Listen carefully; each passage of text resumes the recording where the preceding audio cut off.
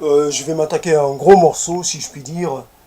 Alors, l'intitulé de cette impro est quelquefois un peu de Mélenchon, ça peut être déjà beaucoup trop.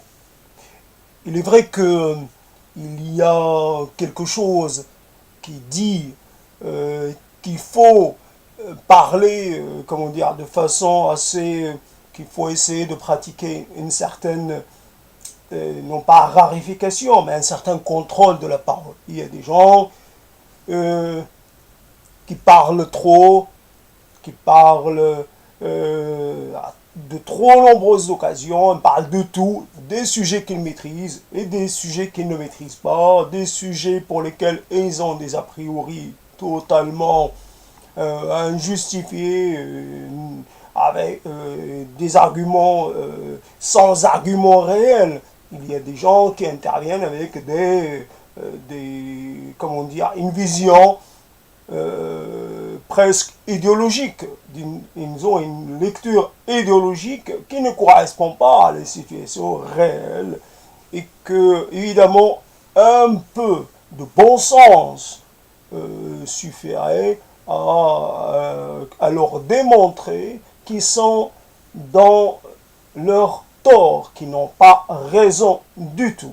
Donc Mélenchon, de haut de sa stature, Mélenchon que j'ai vu ici à Toulouse discourir sur la place du Capitole, bien sûr, ce qu'on peut appeler le peuple de gauche n'était pas pour Mélenchon, il était pour un homme qui est capable de réunir un maximum de gens, de fédérer tous ces gens un peu qui ont envie de changer les choses, mais qui restent un peu prisonniers de cet émiettement de la gauche et qui ne parviennent pas à se réunir. Il leur avait donné la possibilité de se retrouver autour d'un projet, autour, évidemment porté par un homme, un porte-parole, comment dire, et il est évident qu'il en tirait bénéfice, mais il était d'abord là pour parler au nom des autres et non pas pour en retirer une gloire personnelle, même si cela évidemment est quelque peu attendu, quelque peu naturel au vu de la psychologie qui est celle de tous les humains et qui évidemment se retrouve chez les leaders d'opinion, chez les gens qui sont dans des positions, j'allais dire, de pouvoir, qui prétendent à l'exercice du pouvoir, etc., etc. Donc fondamentalement, moi je reviens, je ne veux pas vous perdre dans des développements annexes, je veux juste parler de cette intervention de Mélenchon dans cette émission le samedi soir, que je ne veux pas citer, je n'ai pas regardé l'enregistrement, ça ne m'intéresse pas, ça ne m'apportera pas plus d'éléments. Je sais que Mélenchon est sorti de l'OCI, de l'organisation trotskiste internationale ou internationaliste, je ne sais plus comment c'était à l'époque. En tout cas, l'OCI, bien sûr, l'OCI, lui, il a arrêté, il est allé au Parti Socialiste. D'autres gens ont continué à être membres de cette organisation, malgré l'échec de leur stratégie, malgré évidemment qu'ils n'ont pas été suivis par les masses travailleuses, etc. Ils vivent en circuit fermé, c'est une chapelle, c'est un petit groupe, un noyau qui reste là, fidèle, avec tous les gens qui viennent et qui repartent, tous ces gens qui sont allés vers le Parti Socialiste et eux qui sont allés vers, peut-être qui ont arrêté la politique, mais un certain nombre ont été captés par le Parti Socialiste et dont Mélenchon, ce Mélenchon qui a quitté le Parti Socialiste parce qu'il n'arrivait peut-être pas à avoir la position qu'il pensait mériter et que pour lui, avoir sa propre organisation lui permettait d'être sur le devant de la scène, d'être un leader, d'être ce qu'il est devenu. Et c'était peut-être la bonne stratégie, mais fondamentalement, si on imagine, on part de l'idée que ce qu'il a écrit sur l'Allemagne et que ce qu'il prétend peut-être maîtriser comme sujet. Je ne vois pas en quelle qualité il est devenu spécialiste de l'Allemagne. Donc, il écrit un livre, il est de lui, il n'a pas de nègre a priori, donc, mais fondamentalement, quelle est sa compétence? Je dis cela, je m'interroge, au vu de ce qu'il a dit sur la Russie, sur Poutine et sur la Syrie. Fondamentalement, quelqu'un, d'ailleurs, je pense que quelqu'un qui, normalement, est aussi visible que lui, aussi qui attire les audiences, qui quelque part, qui est un homme médiatique de premier plan, quelqu'un comme lui qui se permet cette légèreté s'agissant de la Russie, il est évident qu'on avait des tropismes qu'on j'appelais ailleurs dans d'autres interventions des tropismes. On avait cette orientation quelque part fixée sur l'Union soviétique, tout en sachant que c'est un pays stalinien, etc., etc. Il y avait comme comment dire, une certaine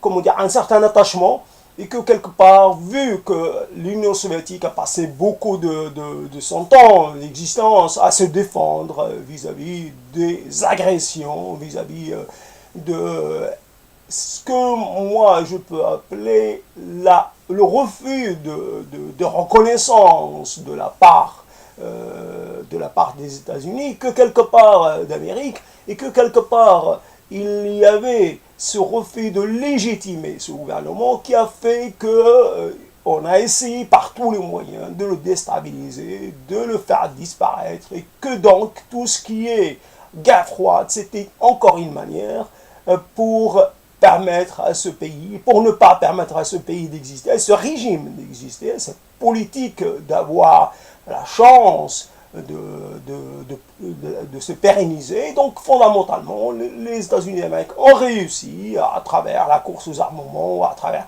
l'épuisement de ce pays, à mettre fin à l'époque soviétique. Mais Poutine, ce n'est pas l'Union soviétique. Ce n'est pas l'Union soviétique. C'est un fondateur d'un régime, on va dire, dictatorial, un régime présidentiel fort. C'est quelqu'un, une sorte de populiste, mais aussi un manipulateur, et évidemment un assassin, puisqu'il a été assassiné des gens pour jouer d'accords sensibles de terrorisme, et etc., pour pouvoir être élu, et que quelque part, depuis qu'il est élu, il est toujours au premier plan. Il a accepté de se retirer à la deuxième place, mais finalement il est revenu au pouvoir, et c'est le président pour je ne sais plus combien de mandats encore. Et donc fondamentalement, il n'y a pas de démocratie.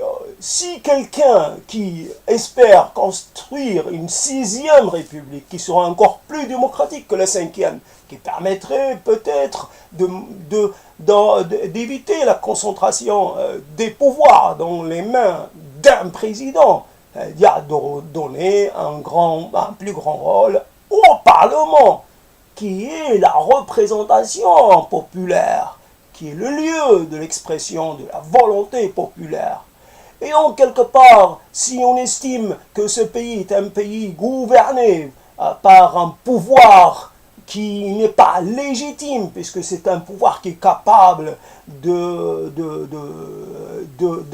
comment dire, de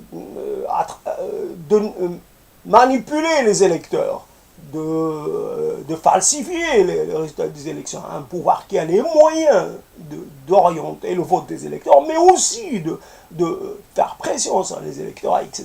Et tout une mécanique qui est en place, c'est un régime qui se reproduit, et c'est un régime qui est encore pour un moment un pouvoir fort, un pouvoir d'un seul homme, évidemment épaulé par tout un tas de gens qui profitent du système. Il est en quoi, si on considère sur un autre plan, que par exemple ce qui s'est passé en Ukraine, et ce qui est les bases de... Il ne faut pas que j'oublie le territoire. Si on estime qu'il y avait cette...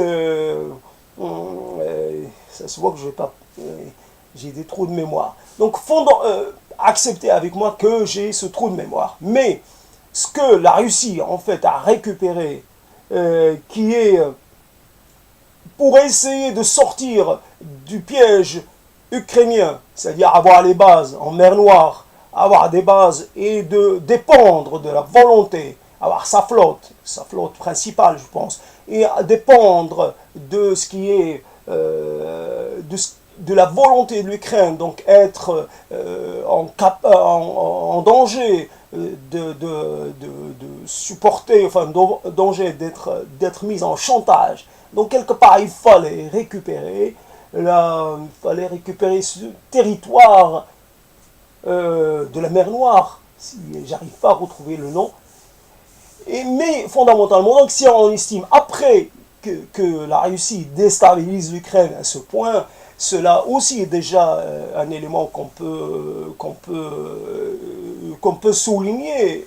Ça ne s'est pas arrêté à la mer Noire, ça a dépassé et donc l'Ukraine est partie pour une déstabilisation et pourquoi pas à l'appauvrissement et des problèmes pour le moyen terme au minimum. Et donc, avec ce qui s'est passé, avec les sanctions, avec la volonté qui paraissait forte des Européens et des Américains de s'opposer à cette politique russe, il ne faut bien pas se tromper, c'est russe et ce n'est pas soviétique, à cette politique d'agression, puisque c'était une politique d'agression, et quelque part d'atteinte au territoire de l'Ukraine.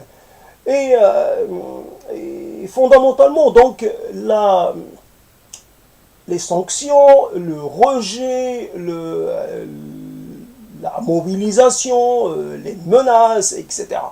Donc, il y a eu une réaction forte, a priori ça paraît forte, proportionnée au danger que représentait la politique russe dans cette partie du monde. Ajoutons un élément à cette discussion qui est que la politique américaine de l'OTAN, etc., qui est de chercher à assiéger la Russie en essayant d'avaler, en essayant chaque pays l'un après l'autre à les intégrer dans cette alliance militaire, alliance qui normalement aurait dû se dissoudre après la dissolution de l'alliance de Varsovie, dans le pacte de Varsovie, pacte contre pacte. Une fois qu'un pacte a disparu, c'est fini, il n'y a plus de raison. Ce pacte, le pacte atlantique, n'avait de raison, l'OTAN, que dans le contexte de la guerre froide.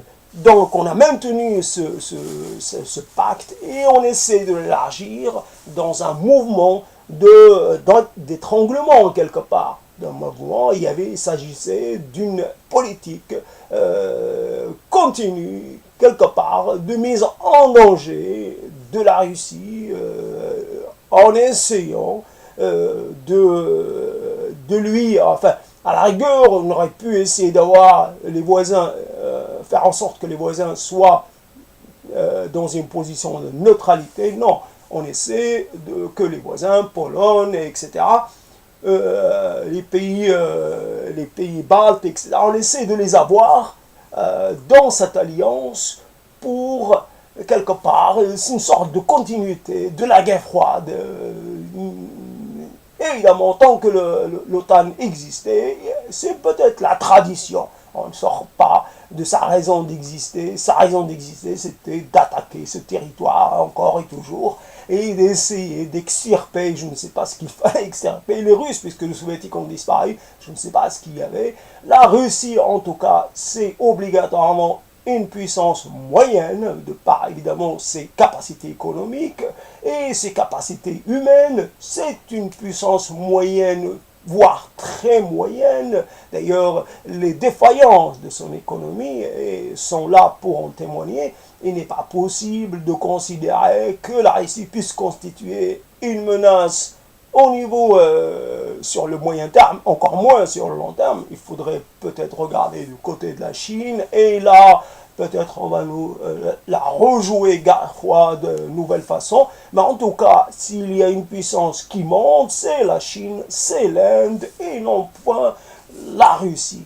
Mais si on continue d'agir dans les schémas hérités de la guerre froide, cela n'a pas de sens. Mais cela est dit quelque part, Mélenchon doit prendre une distance avec ce dictateur, avec ce personnage infâme qui est Poutine. C'est un dictateur et c'était peut-être aussi un fasciste. Alors, c'est quoi être du côté? Alors, aujourd'hui, c'est l'ennemi de mon ennemi et mon allié. Donc, quelque part, on pourfondait la Russie, Poutine, en Ukraine, et puis on serre la main de tous les responsables, Poutine compris, pour ce qui est de la Russie. Soyons clairs, faisons partir les choses d'une situation donnée, d'un moment donné. Les accords de Sykes-Picot, le mandat franco-britannique sur le Levant, etc. C'est en partie que ça a commencé. Donc, quelque part, on a partagé, et de ce partage est né cette tension, sont nés ces problèmes qu'on voit continuer et changer de dimension. Les groupes actuellement qui sont considérés comme un danger absolu, les groupes à abattre à tout prix, en formant des alliances contre nature, l'alliance entre la Russie et les États-Unis et la France et d'autres, c'est une alliance contre nature. N'oublions pas que l'alliance, que le travail militaire, que l'agression, enfin que ce que fait comme crime, comme intervention criminelle la Russie en Syrie, est béni par l'Église orthodoxe. N'oublions pas que la Russie a rétabli, a réhabilité, a redonné son rôle à l'Église orthodoxe, cette Église qui a évidemment, par ses revendications historiques, quelque part, la reconquête de Constantinople. Est-ce que Mélenchon peut comprendre que là, il ne s'agit pas d'une question ordinaire, il s'agit presque de guerre de religion, il s'agit de régression, il s'agit d'un autre temps. Nous n'avons pas à conquérir ou à approuver quelque chose qui serait un projet qui viserait à conquérir Constantinople, à rétablir la domination byzantine ou orthodoxe sur ce territoire. Ce n'est pas notre combat. Et nous pouvons aussi nous taire, dire, passer à une autre question. Cette question est trop complexe. Cette question est difficile comment dire, cette question est difficile à identifier. Je n'ai pas les moyens intellectuels, je n'ai pas les connaissances pour parler de telles questions. Je constate qu'il y a des morts en Syrie, je constate qu'il y a des destructions, etc. Je constate qu'il y a un conflit qui s'enlise, un pourrissement de la situation. Je constate qu'il y a des gens qui souffrent. Je ne peux qu'être effaré par ce qui se passe. Et voilà, une façon de répondre à la question et de ne pas se retrouver à apporter son appui à un type qui est loin de ce que normalement défend et propose Mélenchon, volonté populaire, c'est-à-dire que la volonté populaire soit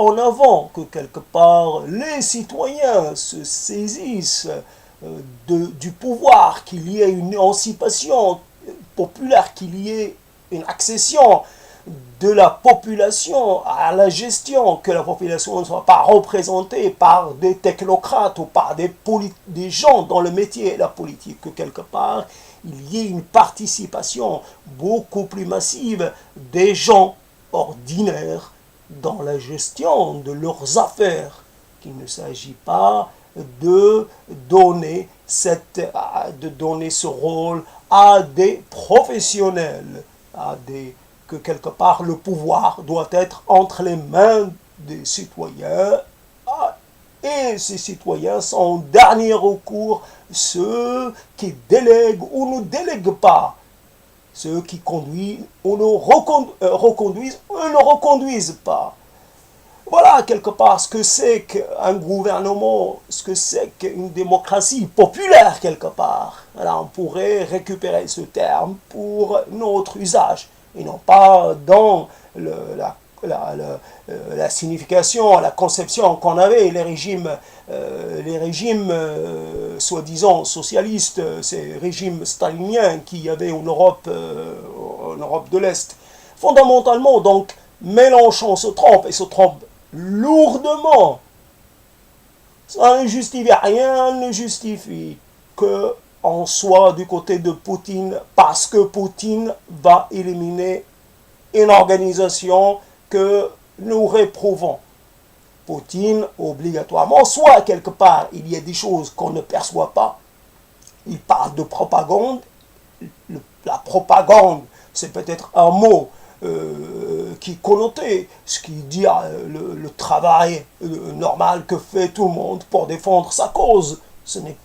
Pour certains, c'est de la propagande, pour d'autres, c'est la défense des intérêts. Lui, il appelle la défense, les gens qui défendent la cause de ce qu'ils appellent la liberté, pour eux, lui, c'est des propagandistes. Donc, les gens qui racontent des mensonges, qui changent la réalité, qui modifient, comment dire, qui essayent d'orienter les faits dans une certaine direction qui ne correspond pas à la réalité.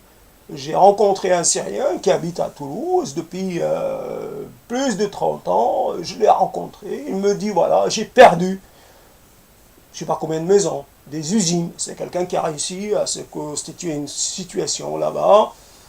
Il était venu pour faire l'architecture, pour apprendre à être architecte. Il a fini épicier, mais il a investi en Syrie. Il s'appelait Ali. Donc déjà, ça le situe. C'est au moins un alaouite. Donc quelque part, pour lui, ce qui était important, ce qui était regrettable, c'est qu'il a perdu ce qu'il a investi. Il ne parle pas d'un peuple qui a tout perdu. Tout le monde a perdu dans cette affaire. Et évidemment, il y en a qui ont beaucoup plus perdu que d'autres. S'il est sunnite, je me serais trompé. S'il est alaouite, en tout cas, il a parlé de complot. Et là, évidemment, quelqu'un qui parle de complot, évidemment, c'est peut-être Mélenchon qui pourrait aussi parler de complot. Propagande, complot, ça va ensemble. Et quelque part, il n'y a pas de légitimité à ce qu'ont fait les gens. Peut-être qu'il y a eu un dérapage. À un moment donné, il ne fallait pas passer à la lutte armée. Il ne fallait pas prendre les armes. C'était le piège tendu par le régime. Mais une fois qu'on a pris les armes, c'est ça le problème. Et qu'il y a des pays qui ont peut-être accéléré cette évolution vers la résistance armée. Il y a des gens qui peut-être nous ont fait croire que les choses étaient aussi arrivées à ce stade-là, qu'il fallait obligatoirement, pour défendre les cortèges funéraires, pour défendre les populations qui manifestaient pacifiquement, il fallait les défendre, et il fallait des armes pour défendre des manifestants, comme nous savons qu'il faut des gens costauds pour défendre des manifestants pacifiques. Il faut un service d'ordre. Nous savons qu'il faut une police, quelque part syndicale, pour défendre les syndiqués, pour défendre aussi s'il y a une agression extérieure, mais pour empêcher les débordements qui viendraient des manifestants eux-mêmes. Ça, dans un sens comme de l'autre. Donc fondamentalement, quand Mélenchon parle comme ça, que quelque part, lui, ce qu'il cherche, c'est éliminer la partie que je ne veux pas nommer et que vous connaissez tous. Il se trompe lourdement. Pour moi, il aurait dû se taire. D'ailleurs, cette surexposition médiatique, je ne vois pas l'intérêt de cette exposition. Dans cette émission et dans d'autres, il faut pratiquer une certaine, un certain contrôle, une certaine réserve. La parole est à gérer avec une certaine modération. Il n'est pas toujours besoin de s'exprimer, d'ailleurs surtout et sur n'importe quoi. Un homme politique français qui prétend, à l'exercice du pouvoir, doit plutôt dire, moi, ce qui m'importe, c'est peut-être le volet social et économique. Après, j'aurai à côté de moi des gens qui sont qui connaissent les dossiers relatifs à la politique extérieure de la France et que, à travers leur expertise, je m'appuierai sur leur expertise pour décider des choix à faire. Mais que moi, personnellement, moi, Mélenchon, je ne peux pas parler. Je ne peux pas parler. Donc, évidemment, Mélenchon se trompe, comme se trompent les trotskistes, qui évidemment ne changent pas de discours, ne changent pas d'orientation depuis que Trotsky a disparu et depuis que ces différentes manifestations de trotskisme existent en France. C'est ça le problème. Si on suppose qu'il y a des gens conservateurs, d'un côté, il y a des gens progressistes. Dans le mot progrès, il y a obligatoirement une certaine évolution. Quelque part, une sorte de dialectique, il y a dans le rapport au réel des nécessaires modifications, des nécessaires transformations. De ces transformations, nous pouvons, ces transformations sont évidemment répondent ou sont sous le contrôle nous transformons en fonction de la réalité. Si nos transformations sont dans l'erreur, si nous sommes trop transformés par rapport à la réalité, nous revenons à des états antérieurs. Il y a prise en compte de la réalité. Si, je ne sais pas ce que pensent les trotskistes de l'importance du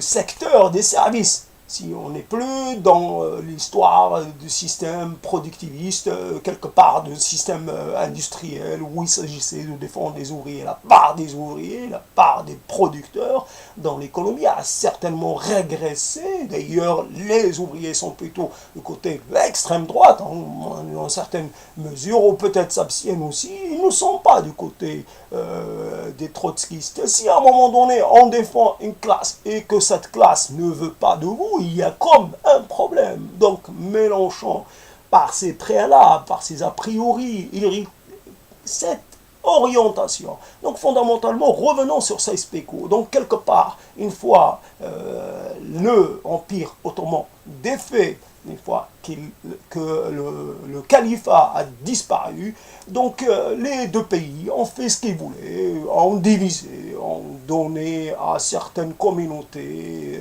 le pouvoir. C'est-à-dire, il y avait des communautés qui étaient,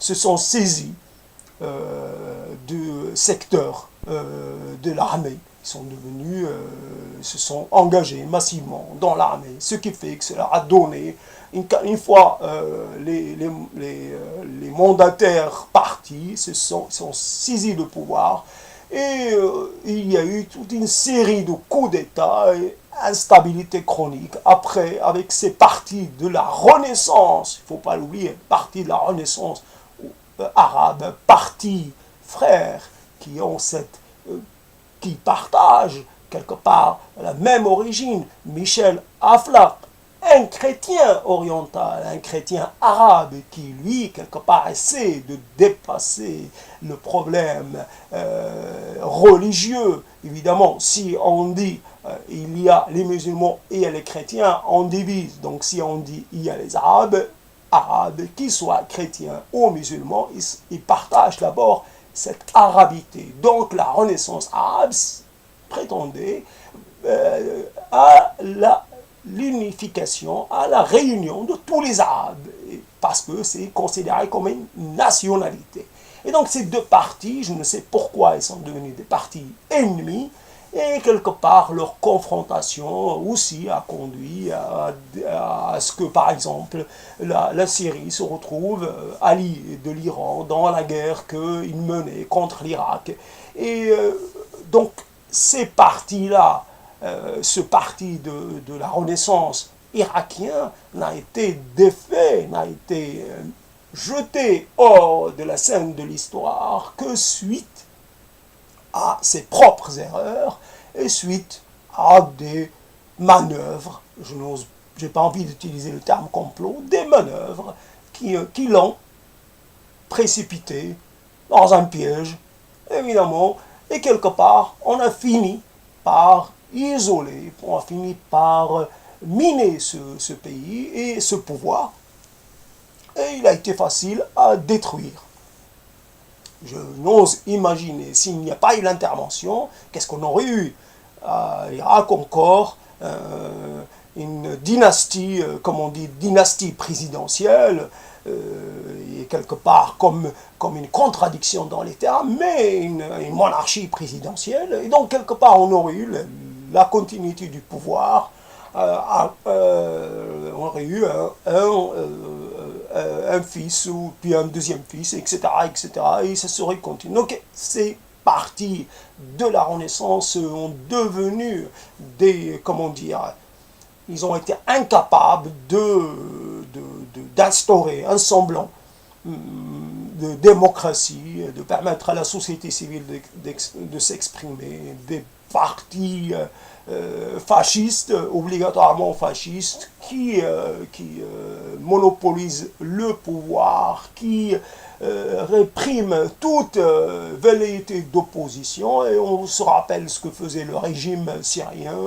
avec les quelques intellectuels qui osaient critiquer. Ils étaient mis en prison, certains sortaient parce qu'il y avait une certaine pression internationale, mais d'autres restaient en prison pendant un moment. Donc, aucun moyen d'échapper à à ces régimes, à part de les déstabiliser. Il n'était pas possible de voir la fin du régime syrien autrement que par un chaos quelque part, comme ça s'est produit en Irak. Malheureusement, les choses continuent. C'est un chaos, on a voulu parler d'un chaos créateur, ou d'un chaos positif. Fondamentalement, nous n'avons pas les prémices de cet aspect positif du mouvement chaotique.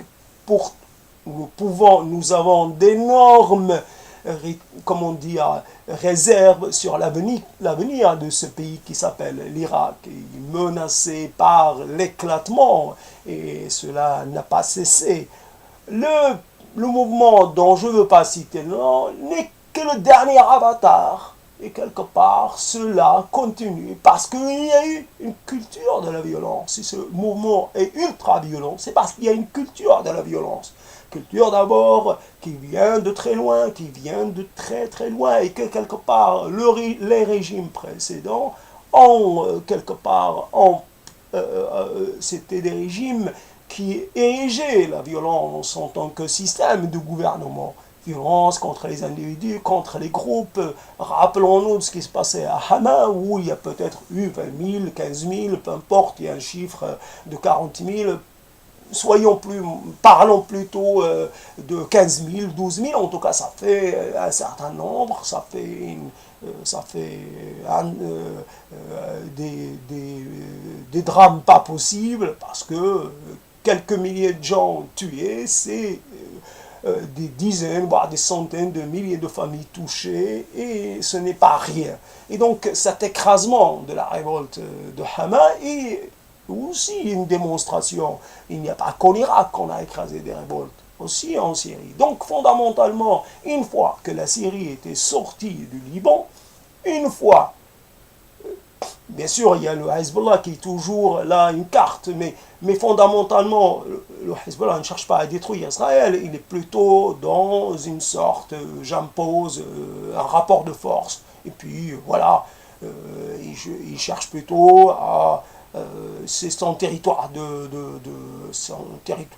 d'action, c'est le Liban, ce n'est pas Israël, bien sûr, c'est toujours, il y a les discours, après il y a la réalité, mais donc une carte entre les mains de la Syrie, mais il y a une sorte de statu quo, du Golan, de Joulan, on ne parle pas, il a été annexé, c'est fini, il n'y a même pas... Il n'y en a pas, je ne sais même pas s'il y a un dossier déposé auprès des Nations Unies, des plaintes, etc. Le processus d'annexion est devenu quelque chose qui a été entériné et on ne peut pas revenir en arrière.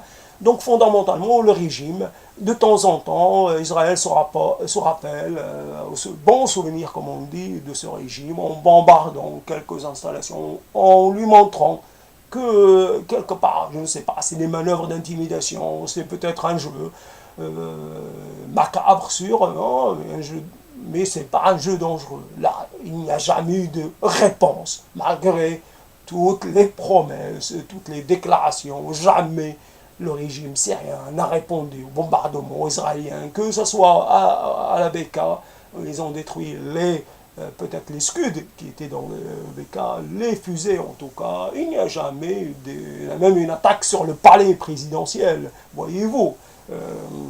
Et donc, quelque part, c'est un régime qui pouvait durer 1000 ans, une sorte de Reich moyen-oriental, voilà, 1000 ans d'un gouvernement bassiste, et voilà. Donc, est-ce que c'était le seul moyen, la seule possibilité pour pouvoir instaurer une certaine démocratie, c'est-à-dire avec tout ce qu'on donne à ce mot comme équilibre des pouvoirs, etc.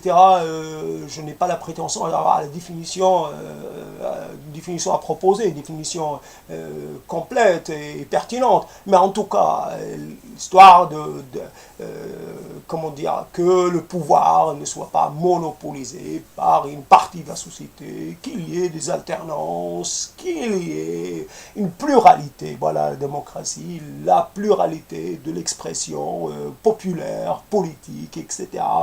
Que chacun puisse défendre ses intérêts dans un certain consensus. Je défends mes intérêts en utilisant des moyens légaux pour, etc., les moyens de la loi et de la légalité, et que quelque part, si j'ai la majorité, j'ai le droit de voir mes revendications appliquées, etc., etc. Le jeu de la démocratie, on avance, on recule, on revendique, on négocie, etc. Et quelque part, un jeu peut-être, peut-être il y a trop de en recherche d'un compromis, voilà, quelque part. Donc fondamentalement, ce jeu-là qui permet à toutes les sensibilités de la société syrienne de s'exprimer, cela ne peut pas exister avec ce régime. Donc fondamentalement, quand on voit le niveau de destruction, on ne peut pas, soit quelque part, on a une cécité, moi-même, je suis aveugle, je ne vois pas, soit je n'entends pas, j'entends que ce que je veux, il y a des choses que je suis incapable d'appréhender, je suis hors capacité de comprendre. C'est possible que je sois à ce niveau-là, mais c'est possible aussi que Mélenchon soit doté de cette cécité lui aussi. Et moi, je dis que Mélenchon s'est trompé lourdement et que quelque part, quelqu'un qui se trompe sur un sujet, il peut se tromper sur d'autres sujets. Donc pour moi, il est indigne d'être le porte-parole de gens, des forces qui se réclament du changement et de la transformation sociale. Pour moi, il a montré ses limites. C'est peut-être un bon tribun. C'est peut-être, ça fait peut-être sa tignasse, parce qu'il a encore ses cheveux noirs. Et peut-être il y a quelque chose qui fait, parce que peut-être il était bien entouré, il avait un bon groupe autour de lui, et que quelque part il était bien managé. Peut-être. Mais en tout cas, si on démontre qu'on est c'est la capacité, un homme d'État doit avoir la capacité de reconnaître ses limites, de reconnaître aussi, j'allais dire, qu'il est formaté, si je puis utiliser ce terme, qu'il est quelque part incapable de sortir d'un schéma intellectuel qui est quelque part, mais son mérite premier est de reconnaître ses limites et puis d'essayer de les dépasser et non pas de se revendiquer de ce qu'il ignore, de ses approximations. Dire se proclamer connaisseur, se proclamer en capacité d'apporter un jugement définitif sur un sujet, sur une question, alors qu'on n'a pas la capacité de percevoir tout ce qui est sous-tend cette situation. Je n'accorde aucun crédit à la politique saoudienne ou qatari ou peut-être turque aussi. Il y a eu beaucoup d'intervenants, beaucoup d'acteurs qui ont joué, qui ont participé à ce drame tel que j'attends pas d'eux, j'attends pas de ces puissances, qu'elles reconnaissent leurs erreurs.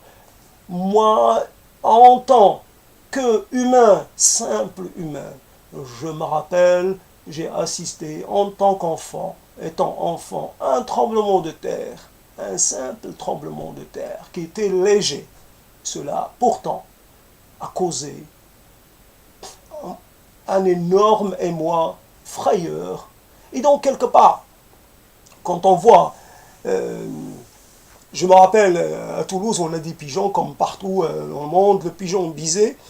Et quand il y a, je ne sais pas quoi, peut-être des efforts d'effarouchement, en tout cas il y a des bons sonores, il y a comme des claquements, comme une sorte de bruit comme ça, fort, ils s'enfuient, ils s'envolent. Donc c'est des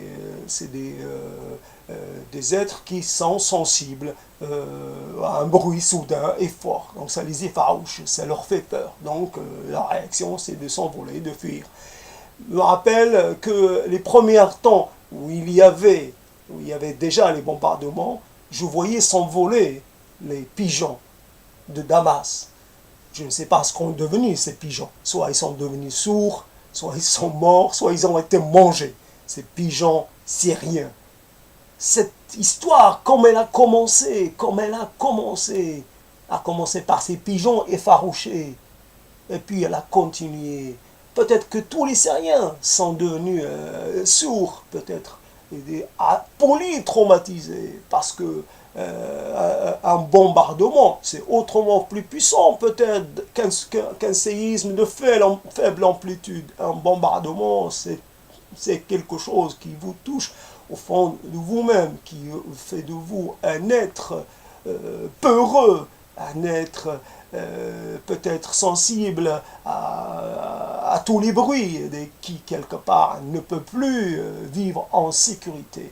Et tous ces drames, mini-drames, nous commémorons Verdun. Verdun est ce qui a donné naissance à la Deuxième Guerre. N'oublions pas, s'il y a eu victoire en 1918, il y a eu après défaite et toutes ces atrocités de la guerre, Deuxième Guerre. Quelque part, nous avons vu les destructions. Était-ce du cinéma? Était-ce de la propagande? Les destructions de la guerre? Quand nous voyons des bâtiments détruits, des gens morts ou blessés, est-ce de la mise en scène? Alors tout est de la mise en scène. Tous les drames de la Deuxième Guerre mondiale sont des mises en scène. Tout cela, c'est de la propagande. Tout cela, c'est du cinéma. Tout cela, c'est de l'exagéré. Peut-être qu'il n'y a pas eu tant de morts que cela. Pas 20 millions de morts russes. Pas des millions de morts juifs. Pas deux. Les bombardements, les atrocités et tout ce cortège de malheurs qui ont aussi qui ont existé. Donc fondamentalement, si on reconnaît la légitimité de la résistance de la résistance française face à l'oppression nazie. Tout le monde reconnaît cette légitimité de la résistance. La résistance qui était considérée comme un mouvement terroriste. Terroriste en France.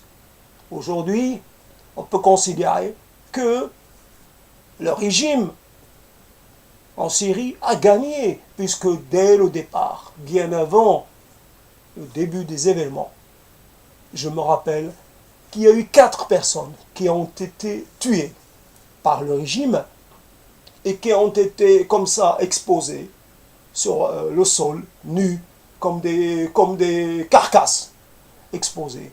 Évidemment, il s'agit d'une mise en scène. Tous les gouvernements, tous savent mettre cela mise en scène. On tue des gens, et puis on les met, et puis on leur colle. Derrière, on dit, voilà, on a saisi tant d'armements. Voilà, ça c'est un armement automatique, ça c'est des grenades. Donc on a saisi 4 personnes qu'on a tuées.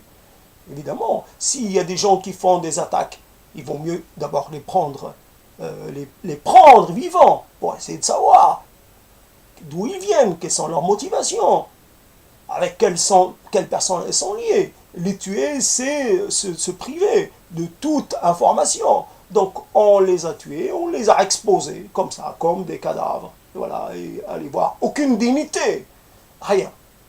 Déjà le régime appelait tout le monde, tous les contestataires, c'était des terroristes. Et ce régime-là n'a jamais varié. Je pense que les Allemands aussi n'ont jamais varié vis-à-vis de la résistance française. C'était pendant les 4 années où c'était des terroristes.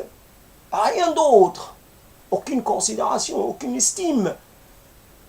Ça permet de dévaloriser l'autre. Ça lui permet de lui ôter toute légitimité. Donc la Russie arrive, tous les mouvements d'opposition, bien sûr, on les connaît de nom, on sait qu'ils ont une orientation, parce qu'ils portent des noms, qui donnent quelque part des renseignements sur un peu leur arrière-fond idéologique.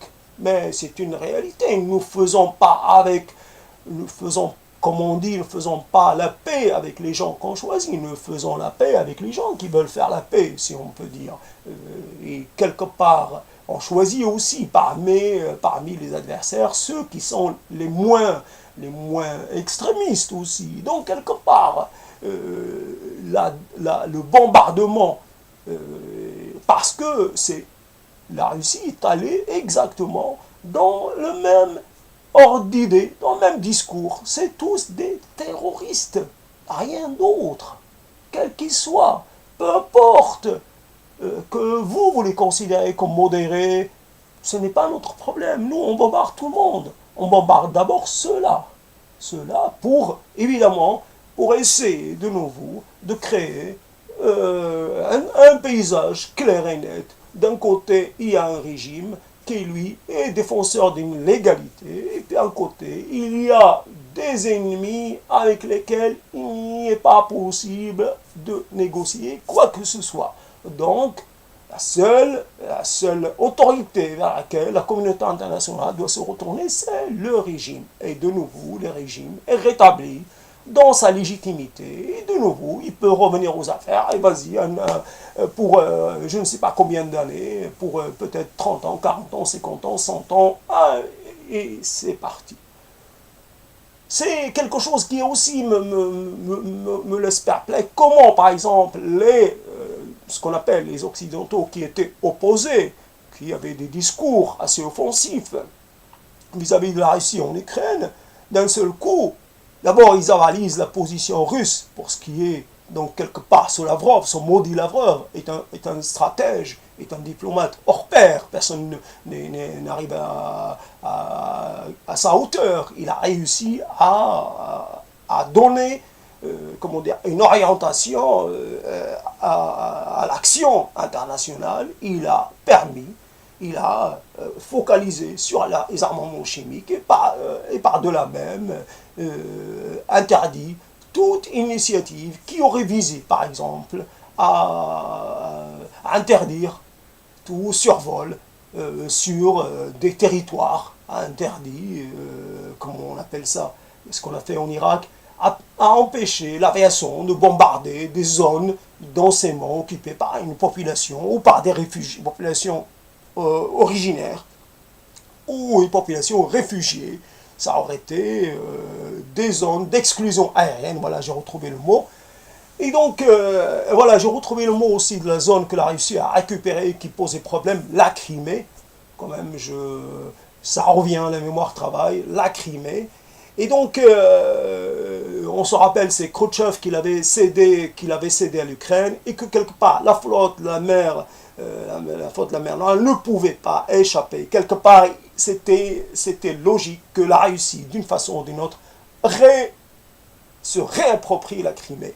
Et donc, c'était un non-sens politique, un non-sens militaire, un non-sens stratégique, etc., etc. Donc, quelque part, ça peut paraître légitime d'un certain point de vue.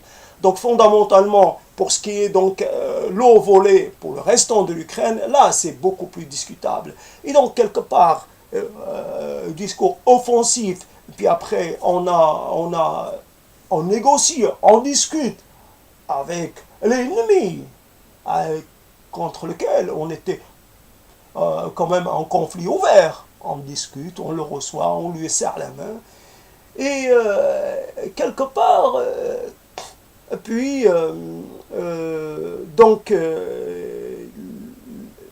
la Russie arrive même, quelque part, ce qui était le bombardement russe, qui était l'action agressive russe, devient légitime. Tout ce que fait la Russie ne suscite plus la désapprobation de la communauté internationale, bombarde, utilise les armements qu'elle veut, même des armements, je veux dire, assez comment dire, stratégiques. Donc, quelque part, quand la Russie, ce qui est marrant à souligner dans cette affaire, c'est que le retrait des batteries, enfin des missiles patriotes, qui était prêté peut-être par l'Allemagne, je ne sais plus, en tout cas à la Turquie, et qui était retiré, ce qui est quand même une drôle de coïncidence, retiré quelques mois peut-être, ou une année, je ne sais plus, avant l'arrivée de l'aviation russe. Ces missiles patriotes, antimissiles, auraient peut-être permis, si je ne me trompe pas, parce que j'ai quelques trous de mémoire, et donc ces missiles auraient permis de modérer un peu l'action russe.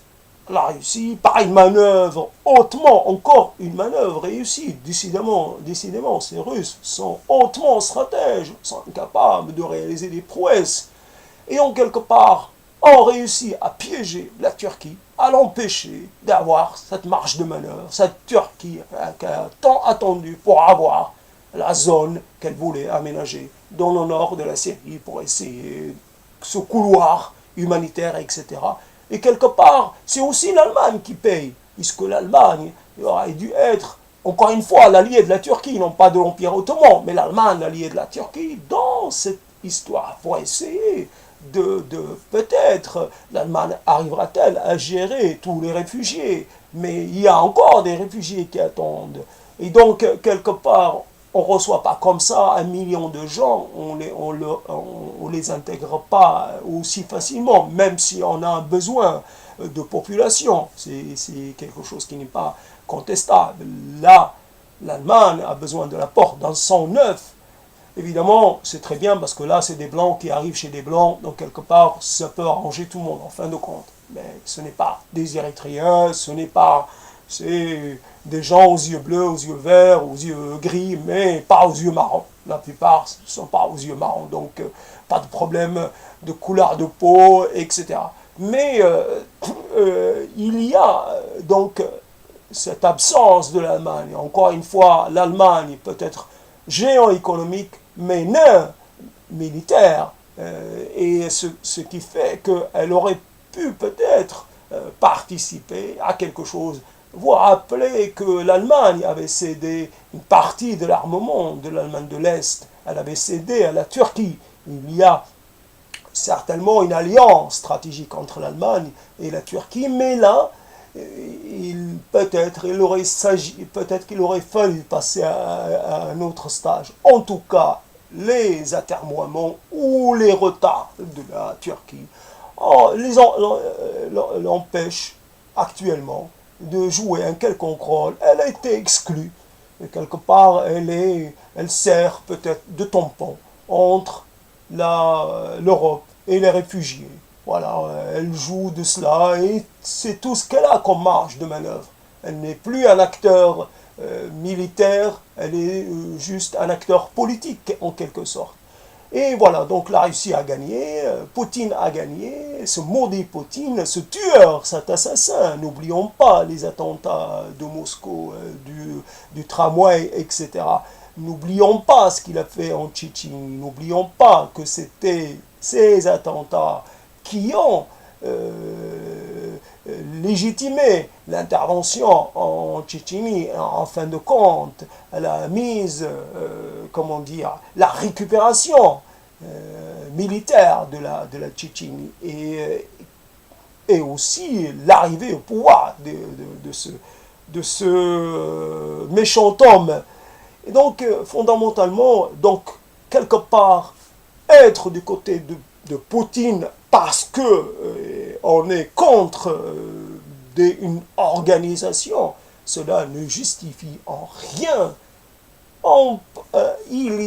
Ce n'est pas une histoire d'ennemis ou pas d'ennemis. Nous avons, si nous sommes des gens qui réfléchissons, des gens qui essayons d'aller vers une société nouvelle, une société autre, nous avons à interdire la guerre, nous avons à abolir, à délégitimer, nous avons à mettre hors la loi la guerre, les armes, peu importe les raisons, nous devons trouver les moyens de résoudre les questions les questions d'importance.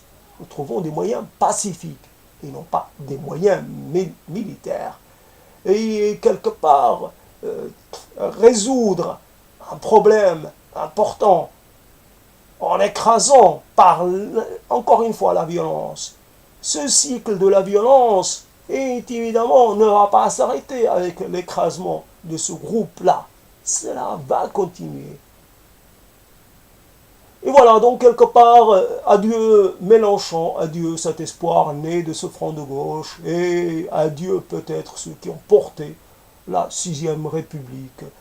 Adieu, voilà, les hommes ont leurs limites. Les hommes, après tout, ne sont que des hommes. Nous sommes conditionnés, nous avons nos limites, nous avons ce type de tropisme qui fait qu'on n'arrive pas à être plus que...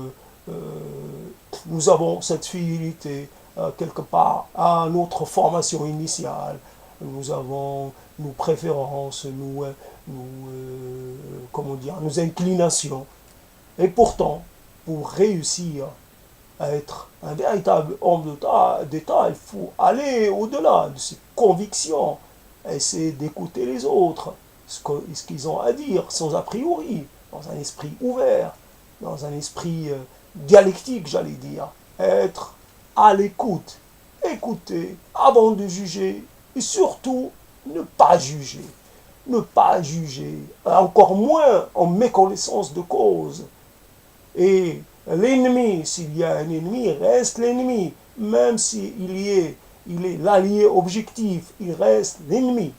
Il y a un ennemi et pas un autre. Il y a un non-démocrate qui crée, qui quelque part est à la tête d'un territoire immense, qui ne participe pas du tout à l'épanouissement, à la création d'une société démocratique en Russie, qui recourt à l'assassinat, qui recourt à tous les moyens possibles pour faire taire les opposants.